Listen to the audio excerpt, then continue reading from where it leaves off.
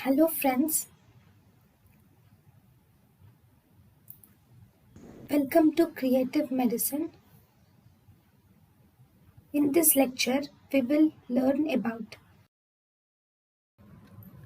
All of the following statements about clonidine are true. Clonidine is an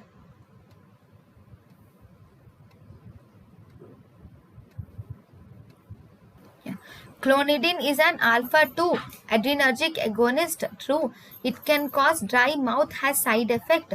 Prazosin antagonizes its action. This is actually false. Clonidine is an alpha 2 agonist.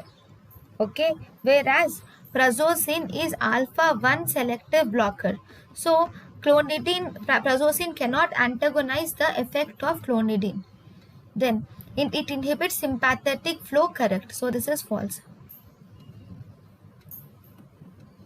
All of the following are useful in intravenous therapy for hypertensive emergencies except in hypertensive emergencies, phenoldiprem, urapidil and enalaprilat can be used. Nifedipine is not used for hypertensive emergencies.